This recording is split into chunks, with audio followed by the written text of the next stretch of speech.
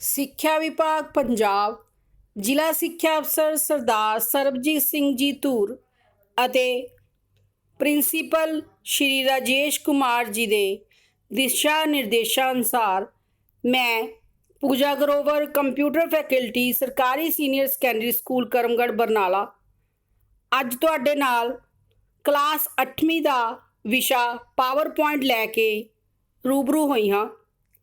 ਪਿਆਰੇ ਬੱਚਿਓ, ਅੱਜ ਮੈਂ ਤੁਹਾਨੂੰ ਤੁਹਾਡੀ ਕਿਤਾਬ ਦਾ ਪਾਠ ਚੌਥਾ ਪਾਵਰ ਪੁਆਇੰਟ ਨਾਲ ਜਾਣ ਪਛਾਣ ਕਰਵਾਵਾਂਗੀ। ਇਹ ਬਹੁਤ ਹੀ ਦਿਲਚਸਪ ਵਿਸ਼ਾ ਹੈ। ਜਿਵੇਂ ਕਿ ਤੁਸੀਂ ਸਾਰੇ ਹੀ ਭਲੀ ਭਾਂਤੀ ਜਾਣੂ ਹੋ ਕਿ ਜੋ ਵੀ ਤੁਹਾਨੂੰ ਮਟੀਰੀਅਲ ਆਨਲਾਈਨ ਪ੍ਰੋਵਾਈਡ ਕੀਤਾ ਜਾ ਰਿਹਾ ਹੈ ਉਹ ਤਕਰੀਬਨ ਪਾਵਰ ਪੁਆਇੰਟ ਵਿੱਚ ਹੀ ਤਿਆਰ ਕੀਤਾ ਜਾਂਦਾ ਹੈ। ਪਾਵਰ ਪੁਆਇੰਟ ਵਿੱਚ ਤਿਆਰ ਕੀਤਾ ਗਿਆ ਮਟੀਰੀਅਲ ਪ੍ਰਭਾਵਸ਼ਾਲੀ ਅਤੇ ਵਧੀਆ ਹੁੰਦਾ ਹੈ। ਤਾਂ ਮੈਂ ਤੁਹਾਨੂੰ ਅੱਜ ਇਸ ਬਾਰੇ ਕੁਝ ਪ੍ਰਸ਼ਨ ਸਮਝਾਵਾਂਗੀ, ਤੁਸੀਂ ਧਿਆਨ ਨਾਲ ਸਮਝਣ ਦੀ ਕੋਸ਼ਿਸ਼ ਕਰਨੀ ਹੈ। ਇਸ ਪਾਠ ਵਿੱਚ ਅਸੀਂ ਪੜ੍ਹਾਂਗੇ ਪਾਵਰ ਪੁਆਇੰਟ ਕੀ ਹੈ, ਪਾਵਰ ਪੁਆਇੰਟ ਵਿੱਚ ਉਪਲਬਧ ਵੱਖ-ਵੱਖ ਵਿਊ ਦ੍ਰਿਸ਼ ਬਾਰੇ ਜਾਣਕਾਰੀ, ਪਾਵਰ ਪੁਆਇੰਟ ਵਿੱਚ ਸਲਾਈਡ ਅਤੇ ਪ੍ਰੈਜੈਂਟੇਸ਼ਨ ਨੂੰ ਤਿਆਰ ਕਰਨ ਦੇ ਵੱਖ-ਵੱਖ ਤਰੀਕੇ, ਐਨੀਮੇਸ਼ਨ ਕੀ ਹੈ, ਸਲਾਈਡ ਟ੍ਰਾਂਜੀਸ਼ਨ ਕੀ ਹੁੰਦੀ ਹੈ, ਲੇਆਊਟ ਕੀ ਹੁੰਦਾ ਹੈ। ਸਭ ਤੋਂ ਪਹਿਲਾ ਪ੍ਰਸ਼ਨ ਮੈਂ ਤੁਹਾਨੂੰ ਜੋ ਕਰਵਾਉਣ ਜਾ ਰਹੀ ਹਾਂ, ਪਾਵਰ ਪੁਆਇੰਟ ਤੋਂ ਕੀ ਭਾਵ ਹੈ। ਪਿਆਰੇ ਬੱਚਿਓ, ਇੱਕ ਗੱਲ ਤੁਸੀਂ ਧਿਆਨ ਨਾਲ ਸਮਝ ਲੈਣੀ ਹੈ ਕਿ ਪਾਵਰ ਪੁਆਇੰਟ ਇੱਕ ਐਪਲੀਕੇਸ਼ਨ ਸੌਫਟਵੇਅਰ ਹੈ ਜਿਸ ਦੀ ਵਰਤੋਂ ਪ੍ਰਭਾਵਸ਼ਾਲੀ ਪੇਸ਼ਕਾਰੀ ਤਿਆਰ ਕਰਨ ਲਈ ਕੀਤੀ ਜਾਂਦੀ ਹੈ। ਬਾਜ਼ਾਰ ਵਿੱਚ ਕਈ ਤਰ੍ਹਾਂ ਦੇ ਪ੍ਰੈਜੈਂਟੇਸ਼ਨ ਸੌਫਟਵੇਅਰ ਉਪਲਬਧ ਹਨ, ਜਿਵੇਂ ਕਿ Microsoft power point, open office, Impress, slide rocket. Power point ਨੂੰ ਮਾਈਕਰੋਸਾਫਟ ਦੀ ਕੰਪਨੀ ਨੇ ਬਣਾਇਆ ਹੈ। ਇਹ ਪ੍ਰੈਜੈਂਟੇਸ਼ਨ ਸੌਫਟਵੇਅਰ ਆਪਣੀ ਪ੍ਰੈਜੈਂਟੇਸ਼ਨ ਨੂੰ ਆਕਰਸ਼ਕ ਬਣਾਉਣ ਲਈ ਮੀਡੀਆ ਦਾ ਵੱਧ ਤੋਂ ਵੱਧ ਪ੍ਰਯੋਗ ਕਰਦਾ ਹੈ। ਪਾਵਰ ਪੁਆਇੰਟ ਨੂੰ ਸਭ ਤੋਂ ਪਹਿਲਾਂ ਡੈਨਿਸ ਆਸਟਿਨ ਅਤੇ ਥਾਮਸ ਰਡਕਿਨ ਨੇ ਫੋਰਥੋਡ ਨਾਮਕ ਸੌਫਟਵੇਅਰ ਕੰਪਨੀ ਵਿੱਚ ਪਹਿਲੀ ਵਾਰ ਡਿਵੈਲਪ ਕੀਤਾ ਸੀ। ਪਹਿਲਾਂ ਇਸ ਦਾ ਨਾਮ ਪ੍ਰੈਜ਼ੈਂਟਰ ਰੱਖਿਆ ਗਿਆ ਸੀ ਅਤੇ 1987 ਵਿੱਚ ਇਸ ਦਾ ਨਾਮ ਪਾਵਰ ਪੁਆਇੰਟ ਰੱਖ ਦਿੱਤਾ ਗਿਆ। ਇਸ ਤੋਂ ਬਾਅਦ ਜੋ ਅਗਲਾ ਪ੍ਰਸ਼ਨ ਹੈ ਉਹ ਹੈ ਪਾਵਰ ਪੁਆਇੰਟ ਵਿੱਚ ਮੌਜੂਦ ਵੱਖ-ਵੱਖ ਤਰ੍ਹਾਂ ਦੇ ਦ੍ਰਿਸ਼ ਬਾਰੇ ਜਾਣਕਾਰੀ। ਪਾਵਰ ਪੁਆਇੰਟ ਵਿੱਚ ਤੁਸੀਂ ਜੋ ਵੀ ਤਿਆਰ ਕਰਦੇ ਹੋ ਉਸ ਨੂੰ ਤੁਸੀਂ ਕਿਸ ਤਰ੍ਹਾਂ ਨਾਲ ਦੇਖ ਸਕਦੇ ਹੋ। ਤਾਂ ਸਭ ਤੋਂ ਪਹਿਲਾ ਹੈ ਨਾਰਮਲ ਵਿਊ।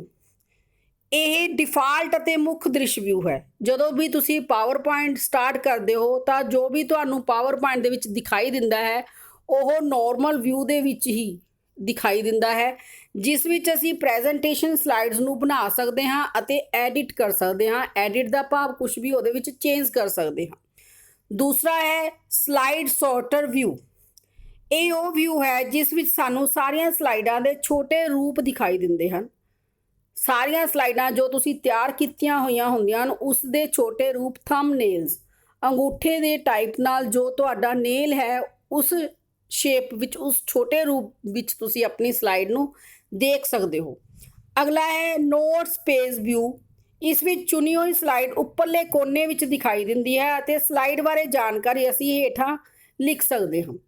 ਸਲਾਈਡ ਤੁਹਾਨੂੰ ਛੋਟੇ ਕੋਰਨਰ ਵਿੱਚ ਦਿਖਾਈ ਦੇਊਗੀ ਅਤੇ ਉਸ ਦੀ ਜਾਣਕਾਰੀ ਤੁਸੀਂ ਹੇਠਾਂ ਦੇਖ ਸਕਦੇ ਹੋ। ਅਗਲਾ ਹੈ ਰੀਡਿੰਗ ਵਿਊ। ਇਹ ਵਿਊ ਸਲਾਈਡ ਨੂੰ ਵਿੰਡੋ ਵਿੱਚ ਦਿਖਾਉਂਦਾ ਹੈ। ਇਸ ਵਿਊ ਦੀ ਵਰਤੋਂ ਪ੍ਰੂਫ ਰੀਡਿੰਗ ਵਾਸਤੇ ਕੀਤੀ ਜਾਂਦੀ ਹੈ, ਭਾਵ ਜਦੋਂ ਤੁਸੀਂ ਆਪਣੀ ਸਲਾਈਡ ਤਿਆਰ ਕਰ ਲਈ ਤਾਂ ਉਸ ਸਲਾਈਡ ਨੂੰ ਕਿਸ ਤਰ੍ਹਾਂ ਨਾਲ ਤੁਸੀਂ ਦੇਖਣਾ ਹੈ ਕਿ ਉਹ ਕਿਸ ਤਰ੍ਹਾਂ ਲੱਗ ਰਹੀ ਹੈ ਤੁਹਾਡੀ ਬਣਾਈ ਹੋਈ ਸਲਾਈਡ, ਤਾਂ ਉਸ ਨੂੰ ਦੇਖਣ ਲਈ ਤੁਸੀਂ ਰੀਡਿੰਗ ਵਿਊ ਦਾ ਇਸਤੇਮਾਲ ਕਰ ਸਕਦੇ ਹੋ। ਉਸ ਤੋਂ ਅੱਗੇ ਹੈ ਮਾਸਟਰ ਵਿਊ। ਇਸ ਵਿਊ ਵਿੱਚ ਸਾਰੀਆਂ ਸਲਾਈਡਾਂ ਦੀ ਜਾਣਕਾਰੀ ਸਟੋਰ ਹੁੰਦੀ ਹੈ, ਜਿਵੇਂ ਕਿ ਬੈਕਗਰਾਊਂਡ, ਕਲਰ, ਫੌਂਟ ਅਤੇ ਇਫੈਕਟ ਆਦਿ। ਇਸ ਤੋਂ ਅੱਗੇ ਹੈ ਸਲਾਈਡ ਅਤੇ ਪ੍ਰੈਜੈਂਟੇਸ਼ਨ ਵਿੱਚ ਅੰਤਰ। ਪਾਵਰ ਪੁਆਇੰਟ ਨੂੰ ਕਰਨ ਤੋਂ ਪਹਿਲਾਂ ਇਹਨਾਂ ਦੋ ਵਿਸ਼ਿਆਂ ਨੂੰ ਸਮਝਣਾ ਬਹੁਤ ਹੀ ਜ਼ਰੂਰੀ ਹੈ। ਤੁਸੀਂ ਧਿਆਨ ਨਾਲ ਦੇਖਿਆ ਹੋਊਗਾ ਕਿ ਮੈਂ ਤੁਹਾਨੂੰ ਜੋ ਸਮਝਾ ਰਹੀ ਹਾਂ, ਮੈਂ ਤੁਹਾਡੇ ਲਈ ਹਰ ਇੱਕ ਪ੍ਰਸ਼ਨ ਲਈ ਇੱਕ ਅਲੱਗ ਪੇਜ ਤਿਆਰ ਕੀਤਾ ਹੋਇਆ ਹੈ। ਤਾਂ ਇਹਨਾਂ ਅਲੱਗ-ਅਲੱਗ ਪੇਜਾਂ ਨੂੰ ਸਲਾਈਡ ਬੋਲਿਆ ਜਾਂਦਾ ਹੈ। ਹਰ ਇੱਕ ਪੇਜ ਇੱਕ ਸਲਾਈਡ ਹੁੰਦਾ ਹੈ। ਪਾਵਰ ਪੁਆਇੰਟ ਵਿੱਚ ਇੱਕ ਪੇਜ ਇੱਕ ਸਲਾਈਡ ਦੇ ਰੂਪ ਵਿੱਚ ਪੇਸ਼ ਕੀਤਾ ਜਾਂਦਾ ਹੈ। ਜਿਵੇਂ ਕਿ ਤੁਸੀਂ ਸਲਾਈਡ ਵਾਲੀ ਸਾਈਡ ਦੇਖ ਵੀ ਰਹੇ ਹੋਵੋਗੇ, ਜਿੱਥੇ ਪਾਵਰ ਪੁਆਇੰਟ ਲਿਖਿਆ ਹੋਇਆ ਹੈ ਉਹ ਇੱਕ ਪੇਜ ਹੈ, ਇੱਕ ਸਲਾਈਡ ਹੈ।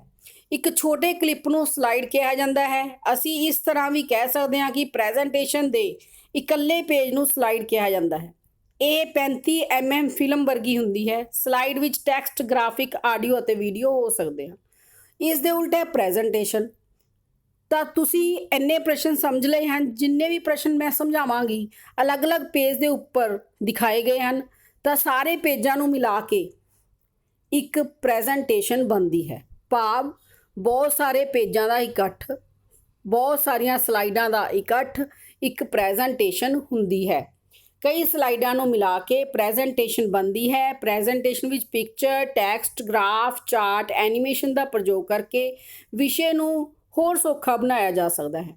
ਵਧੀਆ ਪ੍ਰੈਜੈਂਟੇਸ਼ਨ ਵਿੱਚ ਲਗਭਗ 10 ਤੋਂ 12 ਸਲਾਈਡਾਂ ਹੁੰਦੀਆਂ ਹਨ। ਅਸੀਂ ਆਪਣੀ ਸਲਾਈਡ ਨੂੰ ਹੋਰ ਆਕਰਸ਼ਕ ਬਣਾਉਣ ਲਈ animation effect, audio video clip ਦਾ ਪ੍ਰਯੋਗ ਕਰ ਸਕਦੇ ਹਾਂ। ਇਸ ਤੋਂ ਅੱਗੇ ਹੈ ਪ੍ਰੈਜੈਂਟੇਸ਼ਨ ਨੂੰ ਤਿਆਰ ਕਰਨ ਦੇ ਵੱਖ-ਵੱਖ ਤਰੀਕੇ ਕਿਹੜੇ ਹਨ। ਬਲੈਂਕ ਪ੍ਰੈਜੈਂਟੇਸ਼ਨ, ਸਭ ਤੋਂ ਪਹਿਲਾਂ ਹੈ ਬਲੈਂਕ ਪ੍ਰੈਜੈਂਟੇਸ਼ਨ, ਖਾਲੀ ਪ੍ਰੈਜੈਂਟੇਸ਼ਨ। ਜੋ ਤਸਵੀਰ ਵਿੱਚ ਸਭ ਤੋਂ ਉੱਪਰ ਆਪਸ਼ਨ ਆ ਰਹੀ ਹੈ, ਇੱਕ ਖਾਲੀ ਸਲਾਈਡ ਦੀ ਆ ਰਹੀ ਹੈ। ਇਸ ਆਪਸ਼ਨ ਨੂੰ ਸਿਲੈਕਟ ਕਰਕੇ ਤੁਸੀਂ ਬਲੈਂਕ ਪ੍ਰੈਜੈਂਟੇਸ਼ਨ ਚੁਣ ਕੇ ਆਪਣੀ ਪਸੰਦ ਦੀ ਸਲਾਈਡ ਤਿਆਰ ਕਰ ਸਕਦੇ ਹੋ। ਅੱਗੇ ਹੈ ਰੀਸੈਂਟ ਟੈਂਪਲੇਟਸ, ਜੋ ਬਣੇ ਬਣਾਏ ਡਿਜ਼ਾਈਨ ਪਾਵਰ ਪੁਆਇੰਟ ਵਿੱਚ ਹੋਣਗੇ ਉਹਨਾਂ ਨੂੰ ਵਰਤ ਕੇ ਤੁਸੀਂ ਆਪਣੀ ਸਲਾਈਡ ਤਿਆਰ ਕਰ ਸਕਦੇ ਹੋ। ਇਸੇ ਤਰੀਕੇ ਨਾਲ ਤੀਸਰੀ ਆਪਸ਼ਨ ਹੈ ਸੈਂਪਲ ਟੈਂਪਲੇਟਸ। ਇਸ ਦੇ ਵਿੱਚ ਵੀ ਡਿਜ਼ਾਈਨ ਹਨ ਕੁਝ, ਉਹਨਾਂ ਨੂੰ ਤੁਸੀਂ ਸਿਲੈਕਟ ਕਰ ਸਕਦੇ ਹੋ। ਥੀਮਸ, ਕਲਰਿੰਗ ਸਲਾਈਡਸ ਪਈਆਂ ਨੇ, ਉਹਨਾਂ ਨੂੰ ਤੁਸੀਂ ਸਿਲੈਕਟ ਕਰਕੇ ਸਲਾਈਡ ਬਣਾ ਸਕਦੇ ਹੋ। ਮਾਈ ਟੈਂਪਲੇਟਸ, ਜਿਸ ਦੇ ਵਿੱਚ ਤੁਸੀਂ ਆਪਣੇ ਤਿਆਰ ਕੀਤੇ ਹੋਏ ਕੋਈ ਪੇਜ ਜੋ ਹੈ ਉਹਨਾਂ ਨੂੰ ਕਲਰਿੰਗ ਕੀਤੀ ਹੋਈ ਹੈ। ਪੇਂਟ ਦੇ ਵਿੱਚ ਜਿਵੇਂ ਕੋਈ ਤੁਸੀਂ ਆਪਣਾ ਪੇਜ ਤਿਆਰ ਕੀਤਾ ਹੈ ਉਸ ਨੂੰ ਇਸ ਵਿੱਚ ਐਡ ਕਰਕੇ ਸਲਾਈਡ ਤਿਆਰ ਕਰ ਸਕਦੇ ਹੋ। ਨਿਊ ਫਰੋਮ ਐਗਜ਼ਿਸਟਿੰਗ, ਕੋਈ ਤੁਹਾਡੀ ਪਹਿਲਾਂ ਤੋਂ ਬਣੀ ਹੋਈ ਫਾਈਲ ਹੈ ਉਸੇ ਨੂੰ ਯੂਜ਼ ਕਰਕੇ ਤੁਸੀਂ ਆਪਣੀ ਸਲਾਈਡ ਤਿਆਰ ਕਰਨੀ ਹੈ। ਤਾਂ ਇਹ ਸਨ ਪ੍ਰੈਜੈਂਟੇਸ਼ਨ ਨੂੰ ਤਿਆਰ ਕਰਨ ਦੇ ਵੱਖ-ਵੱਖ ਤਰੀਕੇ। ਅਗਲਾ ਪ੍ਰਸ਼ਨ ਹੈ ਬਹੁਤ ਹੀ ਇੰਟਰਸਟਿੰਗ, ਐਨੀਮੇਸ਼ਨ ਕੀ ਹੈ। ਐਨੀਮੇਸ਼ਨ, ਇਸ ਪ੍ਰਸ਼ਨ ਨੂੰ ਸਮਝਣ ਤੋਂ ਪਹਿਲਾਂ ਤੁਸੀਂ ਦੇਖਿਆ ਕਿ ਇਸ ਪੇਜ ਤੇ ਤਸਵੀਰ ਪਹਿਲਾਂ ਆਈ, ਫਿਰ ਐਨੀਮੇਸ਼ਨ ਕੀ ਹੈ ਉਹ ਨੀਚੋਂ ਤੋਂ ਉੱਪਰ ਆਇਆ। ਤਾਂ ਇਹ ਹੈ ਐਨੀਮੇਸ਼ਨ ਪ੍ਰਭਾਵ।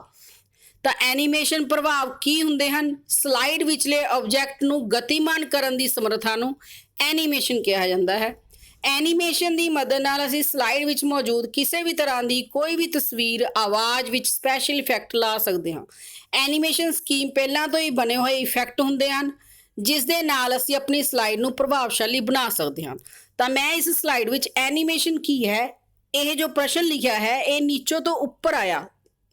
ਤਾਂ ਇਹ ਮੈਂ ਐਂਟਰੈਂਸ ਇਫੈਕਟ ਦੇ ਵਿੱਚ ਇਸ ਦੀ ਐਨੀਮੇਸ਼ਨ ਲਗਾਈ ਹੈ। ਤਾਂ ਇਹ ਐਨੀਮੇਸ਼ਨ ਕਿਸ ਤਰ੍ਹਾਂ ਲਗਾਉਣੀ ਹੈ, ਇਸ ਦਾ ਤਰੀਕਾ ਹੈ ਉਸ ਆਬਜੈਕਟ ਦੀ ਚੋਣ ਕਰਨੀ ਹੈ ਜਿਸ ਤੇ ਅਸੀਂ ਐਨੀਮੇਸ਼ਨ ਲਗਾਉਣਾ ਚਾਹੁੰਦੇ ਹਾਂ। ਤਾਂ ਮੇਰਾ ਆਬਜੈਕਟ ਸੀ ਐਨੀਮੇਸ਼ਨ ਕੀ ਹੈ। ਮੈਂ ਇਸ ਆਬਜੈਕਟ ਨੂੰ ਚੁਣਿਆ ਅਤੇ ਫਿਰ ਐਨੀਮੇਸ਼ਨ ਆਪਸ਼ਨ ਤੇ ਕਲਿੱਕ ਕਰਨ ਤੋਂ ਬਾਅਦ ਆਪਣੀ ਪਸੰਦ ਦੀ ਐਨੀਮੇਸ਼ਨ ਇਸ ਤੇ ਅਪਲਾਈ ਕਰ ਦਿੱਤੀ। ਤੁਸੀਂ ਵੀ ਇਸੇ ਤਰ੍ਹਾਂ ਨਾਲ ਐਨੀਮੇਸ਼ਨ ਪ੍ਰਭਾਵ ਆਪਣੀ ਸਲਾਈਡ ਵਿੱਚ ਐਡ ਕਰ ਸਕਦੇ ਹੋ। ਅਗਲਾ ਹੈ ਇਸ ਪੇਜ ਨੂੰ ਡਿੱਗਦੇ ਹੋਏ ਤੁਸੀਂ ਦੇਖਿਆ, ਇਹ ਸੀ ਐਨੀਮੇਸ਼ਨ ਤੋਂ ਬਾਅਦ ਆਪਣਾ ਅਗਲਾ ਟੌਪਿਕ ਜੋ ਹੈ ਸਲਾਈਡ ਟ੍ਰਾਂਜੀਸ਼ਨ ਕੀ ਹੈ। ਤਾਂ ਸਲਾਈਡ ਐਨੀਮੇਸ਼ਨ ਤੋਂ ਬਾਅਦ ਅਗਲਾ ਪੇਜ ਜੋ ਦਿਖਾਈ ਦਿੱਤਾ, ਅਗਲੀ ਸਲਾਈਡ ਜੋ ਦਿਖਾਈ ਦਿੱਤੀ ਉਹ ਹੈ ਸਲਾਈਡ ਟ੍ਰਾਂਜੀਸ਼ਨ। ਦੋਨਾਂ ਦੇ ਵਿਚਕਾਰ ਇੱਕ ਡਿੱਗਦਾ ਹੋਇਆ ਪੇਜ ਦਿਖਾਈ ਦਿੱਤਾ, ਇਹ ਸੀ ਸਾਡਾ ਟ੍ਰਾਂਜੀਸ਼ਨ ਪ੍ਰਭਾਵ। ਤਾਂ ਸਲਾਈਡ ਸ਼ੋਅ ਵਿੱਚ ਜਦੋਂ ਇੱਕ ਸਲਾਈਡ ਤੋਂ ਬਾਅਦ ਦੂਸਰੀ ਸਲਾਈਡ ਆਪਣੇ ਆਪ ਦਿਖਾਈ ਦਿੰਦੀ ਹੈ ਉਸ ਨੂੰ ਸਲਾਈਡ ਟ੍ਰਾਂਜੀਸ਼ਨ ਕਿਹਾ ਜਾਂਦਾ ਹੈ। ਸਲਾਈਡ ਟ੍ਰਾਂਜੀਸ਼ਨ ਉਹਨਾਂ ਵਿਜ਼ੂਅਲ ਇਫੈਕਟਸ ਨੂੰ ਕਹਿੰਦੇ ਹਨ ਜੋ ਇੱਕ ਤੋਂ ਬਾਅਦ ਇੱਕ ਆਪਣੇ ਆਪ ਹੁੰਦੀਆਂ ਹਨ। ਪਾਵਰ ਪੁਆਇੰਟ ਵਿੱਚ ਵੱਖ-ਵੱਖ ਤਰ੍ਹਾਂ ਦੇ ਵਿਜ਼ੂਅਲ ਇਫੈਕਟ ਹੁੰਦੇ ਹਨ ਜਿਨ੍ਹਾਂ ਨੂੰ ਅਸੀਂ ਆਪਣੀ ਸਲਾਈਡ ਵਿੱਚ ਵਰਤ ਸਕਦੇ ਹਾਂ। ਕਿਸ ਤਰ੍ਹਾਂ ਵਰਤੇ ਹਨ, ਕੀ ਤਰੀਕਾ ਹੈ, ਉਹ ਹੈ ਜਿਸ ਸਲਾਈਡ ਤੋਂ ਬਾਅਦ ਟ੍ਰਾਂਜੀਸ਼ਨ ਲਗਾਉਣੀ ਹੈ ਉਸ ਜਗ੍ਹਾ ਤੇ ਕਲਿੱਕ ਕਰ ਦੇਣਾ ਹੈ। ਟ੍ਰਾਂਜੀਸ਼ਨ ਦੀਆਂ ਆਪਸ਼ਨ ਤੇ ਕਲਿੱਕ ਕਰ ਦੇਣਾ ਹੈ। ਕਿਸੇ ਇੱਕ ਟ੍ਰਾਂਜੀਸ਼ਨ ਨੂੰ ਸਿਲੈਕਟ ਕਰ ਲੈਣਾ ਹੈ, ਤੁਹਾਡੀ ਟ੍ਰਾਂਜੀਸ਼ਨ ਅਪਲਾਈ ਹੋ ਜਾਵੇਗੀ। ਇਹ ਪ੍ਰਸ਼ਨ ਜੋ ਮੈਂ ਤੁਹਾਨੂੰ ਕਰਵਾਇਆ ਹੈ ਤੁਸੀਂ ਜਦੋਂ ਇਸ ਦਾ ਪ੍ਰੈਕਟੀਕਲ ਕਰਕੇ ਦੇਖੋਗੇ ਤਾਂ ਬਹੁਤ ਹੀ ਵਧੀਆ ਤਰੀਕੇ ਨਾਲ ਤੁਹਾਨੂੰ ਆਪਣੀ ਸਲਾਈਡ ਵਿੱਚ ਐਨੀਮੇਸ਼ਨ ਅਤੇ ਟ੍ਰਾਂਜੀਸ਼ਨ ਪ੍ਰਭਾਵ ਲਗਾਉਣਾ ਬਹੁਤ ਹੀ ਵਧੀਆ ਲੱਗੇਗਾ। ਅਗਲਾ ਜੋ ਪ੍ਰਸ਼ਨ ਹੈ ਉਹ ਹੈ ਲੇਆਊਟ ਕੀ ਹੁੰਦੇ ਹਨ। ਸਲਾਈਡ ਦੇ ਵਿੱਚ ਤੁਸੀਂ ਦੇਖਿਆ ਹੋਵੇਗਾ ਕਿ ਮੈਂ ਜੋ ਪੇਜ ਬਣਾਏ ਹਨ ਉਹਨਾਂ ਵਿੱਚ ਮੈਂ ਕਿਸੇ ਜਗ੍ਹਾ ਕੋਈ ਤਸਵੀਰ ਵੀ ਲਗਾਈ ਹੋਈ ਹੈ, ਟੈਕਸਟ ਵੀ ਲਿਖਿਆ ਹੋਇਆ ਹੈ। ਇਸ ਪੇਜ ਦੇ ਵਿੱਚ ਵੀ ਜੋ ਤੁਸੀਂ ਦੇਖ ਰਹੇ ਹੋ ਇਸ ਦੇ ਵਿੱਚ ਵੀ ਤਸਵੀਰ ਵੀ ਲੱਗੀ ਹੋਈ ਹੈ, ਟੈਕਸਟ ਵੀ ਲੱਗਿਆ ਹੋਇਆ ਹੈ। ਜੋ ਤਸਵੀਰ ਵਿੱਚ ਦੇਖ ਰਹੇ ਹੋ ਉਹ ਲੇਆਊਟ ਦੇ ਡਿਜ਼ਾਈਨ ਹਨ ਕਿ ਤੁਸੀਂ ਆਪਣੀ ਸਲਾਈਡ ਦੇ ਵਿੱਚ ਹਰ ਇੱਕ ਤਸਵੀਰ ਨੂੰ, ਟੈਕਸਟ ਨੂੰ ਕਿਸ ਤਰ੍ਹਾਂ ਦਾ ਲੇਆਊਟ ਦੇਣਾ ਹੈ, ਉਹਨਾਂ ਦੀ ਪੋਜੀਸ਼ਨ ਕਿਸ ਤਰ੍ਹਾਂ ਸੈੱਟ ਕਰਨੀ ਹੈ। ਤਾਂ ਤੁਸੀਂ ਦੇਖਣਾ ਹੈ ਲੇਆਊਟ ਦਾ ਭਾਵ ਹੈ ਸਧਾਰਨ ਡਿਜ਼ਾਈਨ। ਇਹ ਸਲਾਈਡ ਨੂੰ ਦੇ ਆਬਜੈਕਟ ਦੀ ਸਥਿਤੀ ਦੱਸਦਾ ਹੈ ਕਿ ਤੁਸੀਂ ਆਪਣੇ ਆਬਜੈਕਟ ਨੂੰ ਕਿੱਥੇ ਲਗਾਉਣਾ ਹੈ, ਕਿਵੇਂ ਸੈੱਟ ਕਰਨਾ ਹੈ ਕਿ ਅਸੀਂ ਆਪਣੀ ਸਲਾਈਡ ਵਿੱਚ ਜੋ ਵੀ ਆਬਜੈਕਟ ਲਗਾਉਣਾ ਹੈ ਉਸ ਦੀ ਸਹੀ ਜਗ੍ਹਾ ਤੇ ਕਿਸ ਤਰ੍ਹਾਂ ਨਾਲ ਸੈੱਟ ਕਰਨਾ ਹੈ। ਜੇਕਰ ਅਸੀਂ ਆਪਣੀ ਸਲਾਈਡ ਤੇ ਚਾਰਟ ਲਗਾਉਣਾ ਚਾਹੁੰਦੇ ਹਾਂ ਤਾਂ ਸਾਨੂੰ ਚਾਰਟ ਵਾਲੀ ਸਲਾਈਡ ਲੇਆਊਟ ਪੈਨ ਚੁਣਨੀ ਪਵੇਗੀ। ਅਸੀਂ ਹੇਠਾਂ ਲਿਖੇ ਅਨੁਸਾਰ ਆਬਜੈਕਟ ਵਰਤ ਸਕਦੇ ਹਾਂ। ਤੁਸੀਂ ਆਪਣੀ ਸਲਾਈਡ ਦੇ ਵਿੱਚ ਕਿਸ ਤਰ੍ਹਾਂ ਨਾਲ ਕਿਹੜੇ ਆਬਜੈਕਟ ਯੂਜ਼ ਕਰ ਸਕਦੇ ਹੋ। ਉਹ ਹਨ ਟੇਬਲ, ਦੂਸਰਾ ਹੈ ਚਾਰਟ, ਤੀਸਰਾ ਹੈ ਕਲਿੱਪ ਆਰਟ, ਚੌਥਾ ਹੈ ਮੀਡੀਆ ਕਲਿੱਪ, ਪੰਜਵਾਂ ਹੈ ਸਮਾਰਟ ਆਰਟ ਅਤੇ ਛੇਵਾਂ ਹੈ ਤਸਵੀਰਾਂ ਜਾਂ ਪਿਕਚਰ।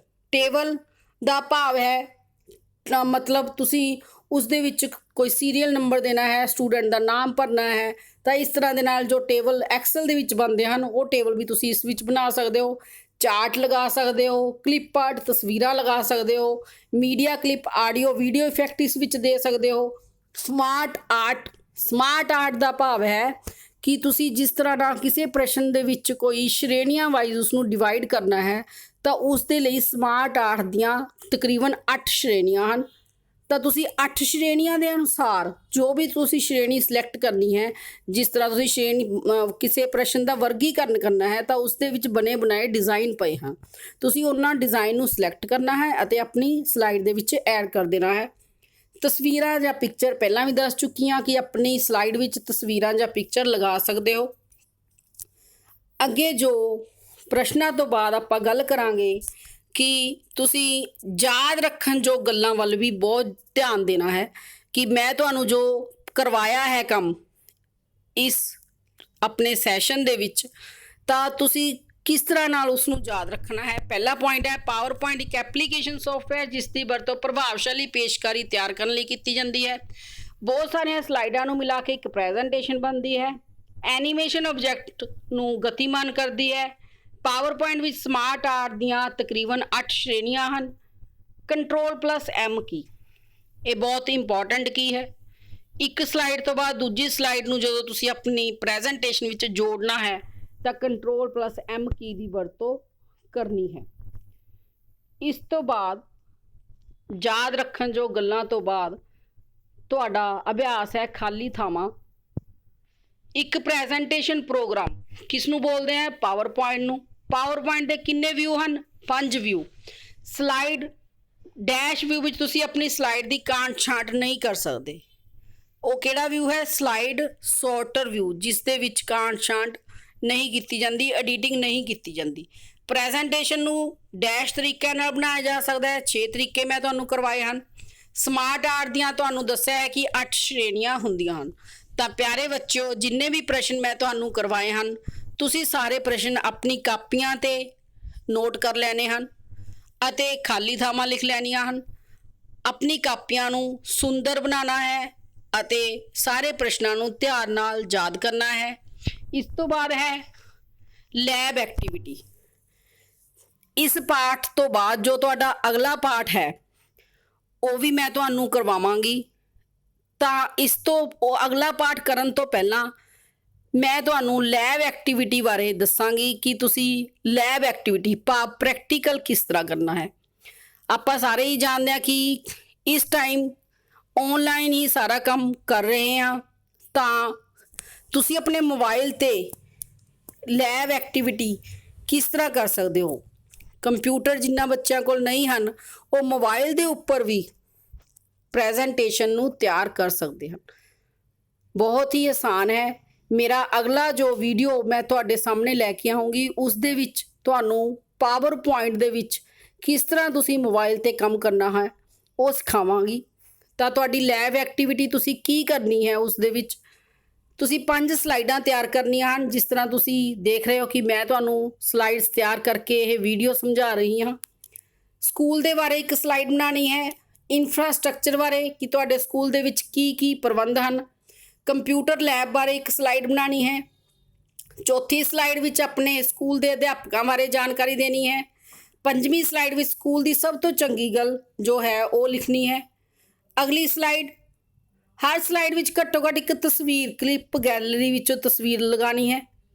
ਐਨੀਮੇਸ਼ਨ ਪ੍ਰਭਾਵ ਵੀ ਲਗਾਉਣੇ ਹਨ, ਸਮਾਰਟ ਆਰਟ ਵੀ ਲਗਾਉਣੇ ਹਨ, ਟ੍ਰਾਂਜੀਸ਼ਨ ਪ੍ਰਭਾਵ ਵੀ ਦੇਣੇ ਹਨ। ਸਾਰਾ ਕੁਝ ਕਰਨ ਤੋਂ ਬਾਅਦ ਤੁਸੀਂ ਆਪਣੀ ਸਲਾਈਡ ਨੂੰ, ਪ੍ਰੈਜੈਂਟੇਸ਼ਨ ਨੂੰ ਆਪਣੇ ਸਕੂਲ ਦੇ ਨਾਮ ਨਾਲ ਸੇਵ ਕਰ ਦੇਣਾ ਹੈ। ਤਾਂ ਪਿਆਰੇ ਬੱਚਿਓ, ਤੁਹਾਨੂੰ ਮੇਰਾ ਇਹ ਵੀਡੀਓ ਅਗਰ ਪਸੰਦ ਆਏ ਤਾਂ ਲਾਈਕ, ਸ਼ੇਅਰ ਤੇ ਸਬਸਕ੍ਰਾਈਬ ਜ਼ਰੂਰ ਕਰੋ ਅਤੇ ਅਗਲਾ ਵੀਡੀਓ ਜੋ ਮੈਂ ਤੁਹਾਨੂੰ ਪ੍ਰੈਕਟੀਕਲ ਦੇ ਨਾਲ ਸੰਬੰਧਿਤ ਕਰਵਾਵਾਂਗੀ ਤਾਂ ਕਿ ਤੁਸੀਂ ਉਹ ਮੇਰਾ ਵੀਡੀਓ ਜ਼ਰੂਰ ਦੇਖ ਸਕੋ। ਧੰਨਵਾਦ।